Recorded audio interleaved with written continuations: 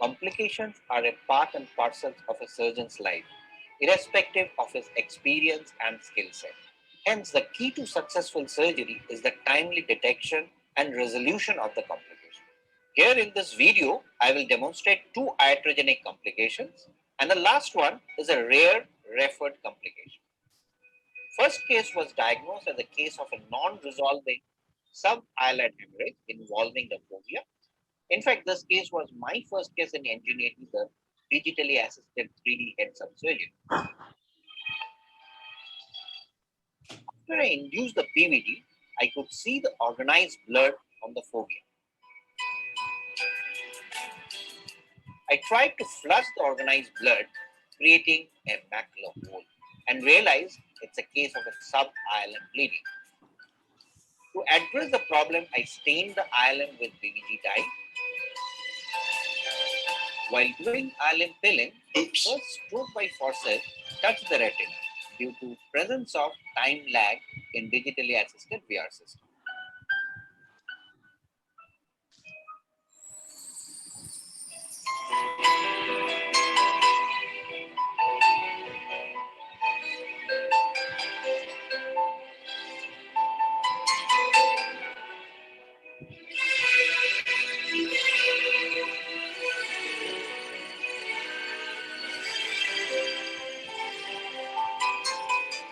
Once the ILM was peeled, the organized blood passively came out with the extrusion and macular hole was also addressed.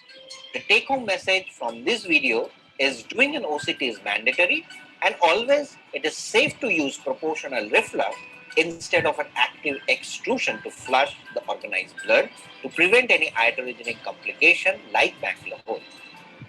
The second video is a case of an old total retinal detachment.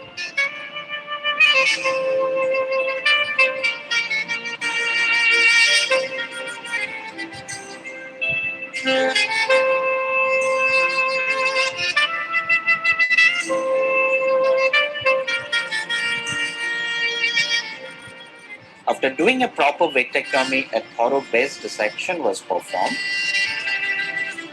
A nasal retinotomy was done.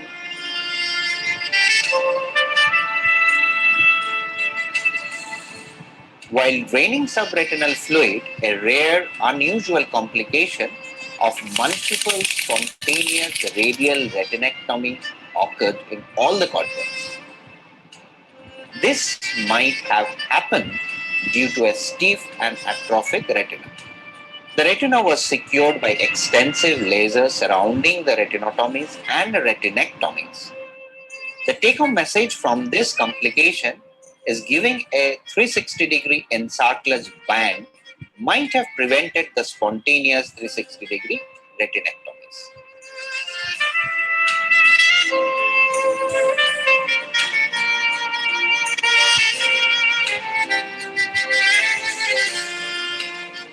The last case is the story of a lost nucleus.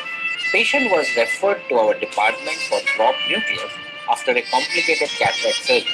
On examination and investigation, it revealed a hemorrhagic choroidal detachment with total retinal detachment. But nucleus could not be localized even through ultrasonography. We initiated the case by draining the choroidal hemorrhage externally after placing an AC maintenance. Wound was properly closed before proceeding with vitrectomy. It showed a giant retinal tear with extensive anterior PVR changes. After doing a core vitrectomy, PFCL was injected to stabilize the posterior cord. Membranes were dissected from the disc to unfold the posterior cord. Even after doing a thorough vitrectomy, the retina couldn't be set.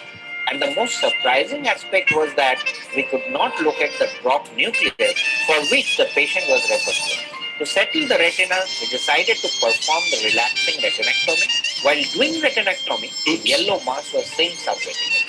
Further retinectomy revealed that the yellow mass was nothing but the dropped nucleus. We then extended the retinectomy to release the subretinal nucleus.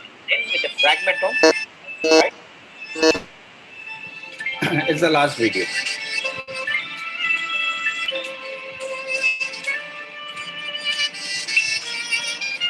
After removal of the nucleus, 360-degree retinectomy was completed.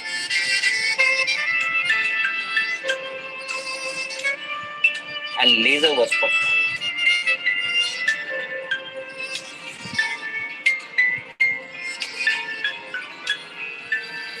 One piece of the nucleus went underneath the retina while doing the phagofrag, which we eventually retrieved and completed the case by direct PHCl silicon oil X-ray.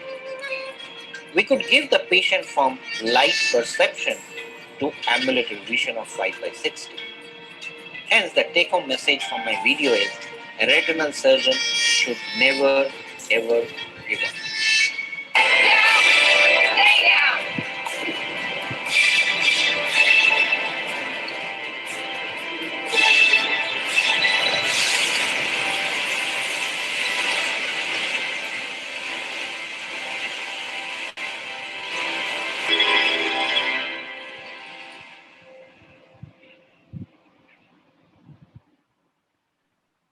Any complication, irrespective of its nature and extent, can be resolved through patience and timely management. Thank you.